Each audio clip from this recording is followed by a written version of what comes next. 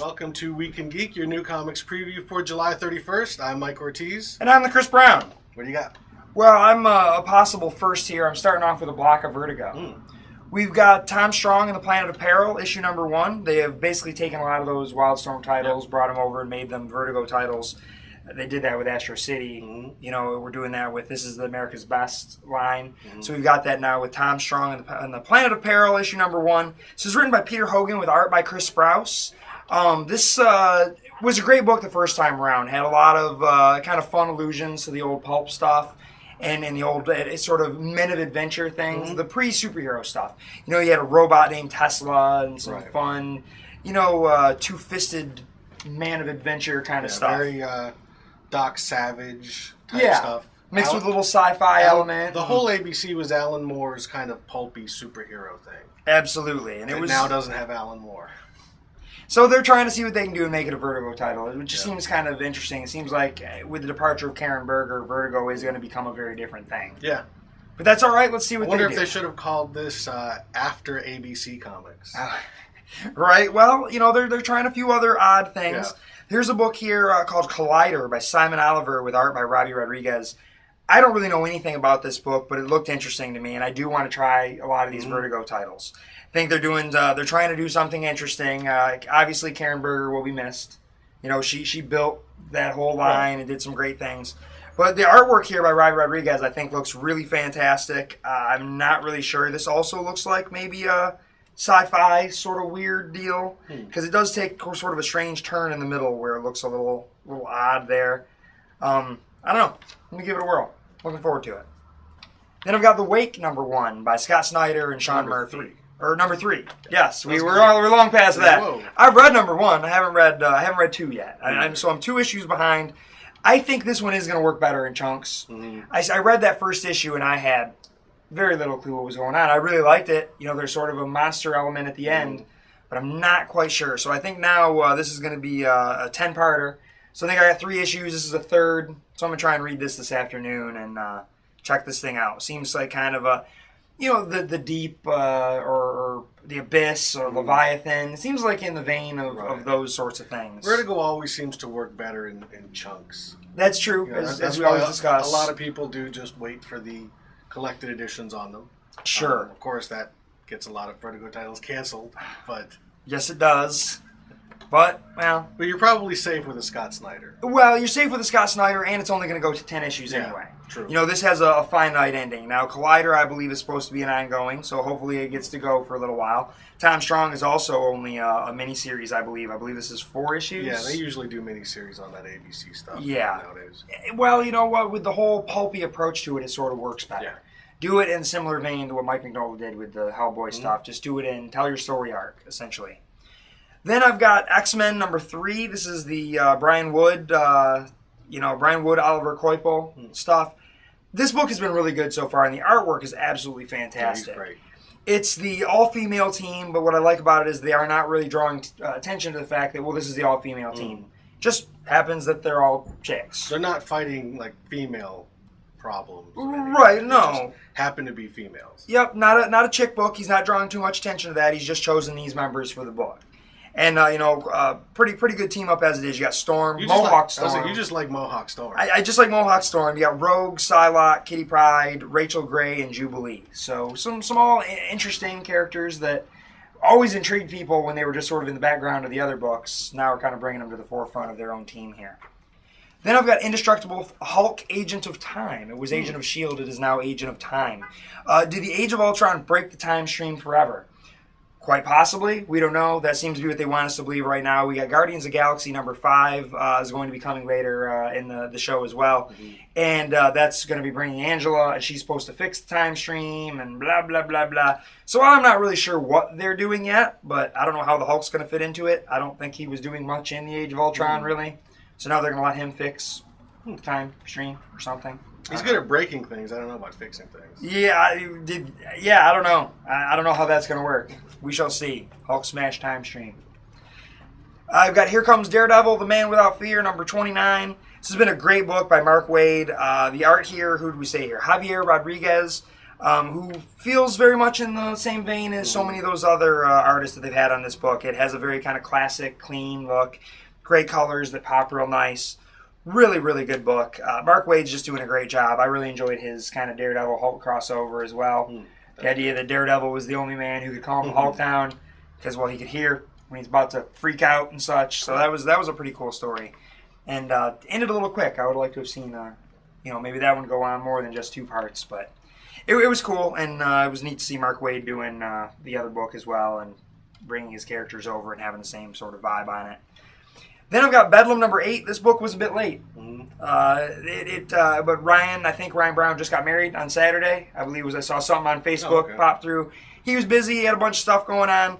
But we finally got issue 8 here. Image had sort of tagged it like 2 weeks in a row that it was coming, and it never came. And then finally they squeezed it in here the last week of the month.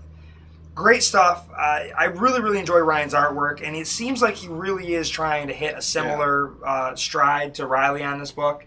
Because some people said they didn't even notice the difference. Right. And I was like, well, but it does look different. I mean, Riley does have a different, sort of a different approach to things than Ryan. Well, even Riley has multiple styles. Yes. And so he's kind of picking up on one style, but still the underlying structure is very much Ryan Brown. It just got kind of the loose line work that Riley was doing. Right. And I believe there was an ad in the back of this book here, information that I'd been sitting on for a little while that I couldn't say anything about. It looks like Image is going to be printing a trade paperback of God Hates Astronauts in October. Cool. I had asked Ryan when he was going to come in and do the signing, like, how do we get some of those hardcovers? Can you bring them in or do whatever? He's like, don't tell anybody, but we got the soft cover coming. Cool. I was like, I gotta sit on that information. Now everyone's asking me about the hardcovers. Don't worry about those because we're not having those. Then I've got Sex number 5. This book has been really weird. I really like the art, but it's racy. People freaked out about Saga. Yeah. Good Lord. But I don't know why anybody isn't talking about this because there's those kind of things throughout the book all the time. But perhaps because it doesn't offend the religious right sensibilities about certain issues. Well, there may be all kinds of nudity and sex, but it's straight sex. Who cares?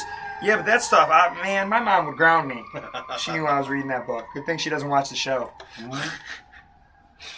Then I'm looking at Teenage Mutant Ninja Turtles number 24. This is, I believe, part 3 of their City Falls storyline, which has really been cool. That last issue, they full-on hand brainwashed Leonardo, it looks like. So he comes out of this stupor feeling like Splinter is his enemy.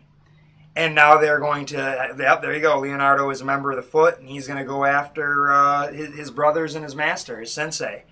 This has been a cool story. Old Hob, who was, they introduced as a new villain. He was in, I believe, the first or second story arc. I think the second story arc.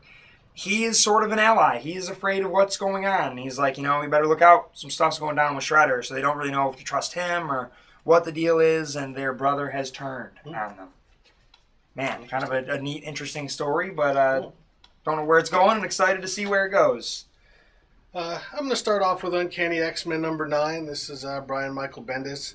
This is the Cyclops X-Men team. Kind of the Brotherhood of Evil Mutants book. But they're not evil. Yeah. Brotherhood of Other Mutants. Brotherhood of Other Mutants. I like that. S.H.I.E.L.D. has gotten Dazzler, a mutant and former X-Men member, on their side to kind of be their mutant in this whole situation, and have her deal with Cyclops and those guys since she has a history with them. So this has got S.H.I.E.L.D. and Dazzler. And we can take her more seriously because she never actually did the mall tour. No, there was no Dazzler mall tour, and she's not wearing any kind of disco outfit. She's wearing a white S.H.I.E.L.D. outfit. It's got Agent Coulson. It's got Mystique. It's continuing this story of kind of the mutant, race being split down the middle between Cyclops' group and Wolverine's group. This has been good stuff. Chris Pacello's back on the artwork, which is always nice to see. So yeah, this is just continuing that big story that Bendis is telling. Next up, Superman Annual 2. This is Scott Lobdell, Dan Jurgens, and Norm Rapmund. This is basically Brainiac. Okay. We had the new 52 Brainiac. Cover. Yeah, great cover. We had the new 52 Brainiac show up in Action Comics, but Okay. Very, very different Brainiac pops up in some other parts of the new DCU. So I'm hoping this kind of fills in the gaps as to why the differences. It jumps back to the Action Comic storyline with Brainiac. It shows some of the other stuff, some of the after effects of Brainiac stealing Metropolis. This actually, even though it ties into some stuff in the past, I guess it's set in the present because it's got a big cliffhanger ending that leads into, let's see, the next issue of Action Comics and Superman. Oh, and there's that famous pose. Yeah. There's also a backup feature with some Krypton, which actually has been one of my favorite parts of the Superman books, looking at Jor-El and Lara long before the planet blew up. And a lot of annuals. This is DC's annual time. Yeah. And we've got Flash Annual 2. Normally I don't get the Flash, but this details the first meeting between the Flash and Green Lantern in the New 52 universe.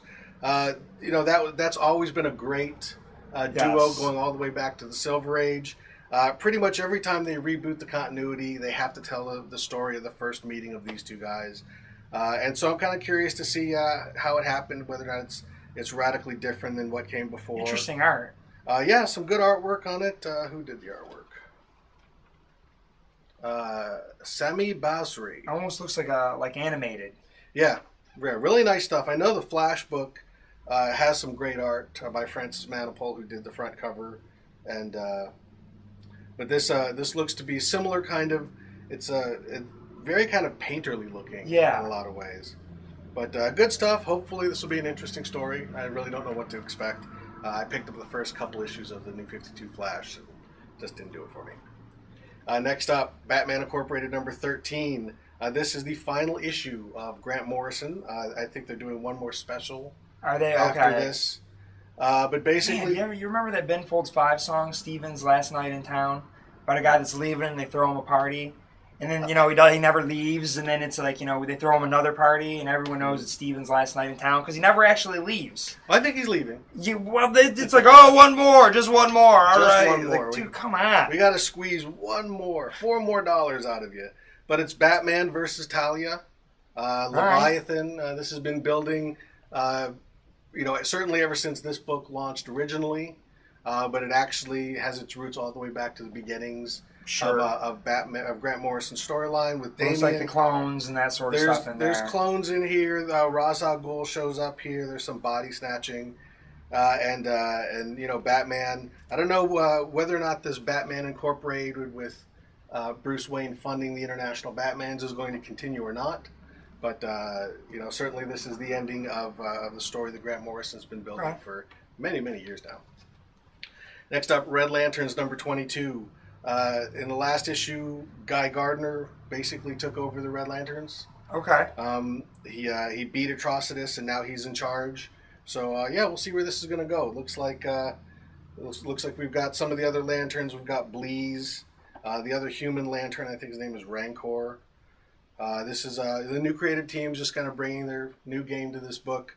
They are crossing over sometime soon. Okay. Red Lanterns was the weakest of the Lantern books before, so we'll see if... I think they're just trying to breathe life into it with Guy Gardner. I mean, that guy's been through so much as it is. And it's a neat idea. It works. Next up, we've got Batman Year Zero number 1 Director's Cut. Last week we had the Man of Steel. And this is, like last week's, this is basically the entire Batman Year Zero. Is this issue 1? I believe it just should be the part 1, 21. But it's all reproduced from Greg Capullo's pencils. Really great stuff. Actually, I dare say it looks better penciled than inked. Looking at this, I'm actually kind of surprised. The inker really brings a lot to the pencils. Yeah. It's great, don't get me wrong, but it's different. Oh, yeah. This is actually much looser. It's almost a little bit more Batman-y. Yeah. I like it, though. Than the tight kind of Jim Lee inks that you get on the rest of the book. So yeah, this is really good stuff. Great simple penny. If you're, like I said before, if you're a fan of process and you want to see how comics look when they're penciled, this is really this actually maybe even be a better example than last week's, because there's quite a bit of difference in kind of the tone of the book. Yeah, I almost wish they shot this book from the pencils, because these are really nice. Next up, we've got FF number 10. This is Matt Fraction and Mike Allred. Basically, we've got Doctor Doom and the guy who used to be in Power Pack. I don't remember his name. And the old Johnny Storm. Something Powers. Something Powers. But yeah, this has been a good book. I'm still not quite sure what the plot is because there's a lot of things going on in this book. Well, they're supposed to meet up, right? At some point, we've got the Doctor Doom plot. We've got something going on with Medusa and with her kids. But it's all just some kind of weird stuff.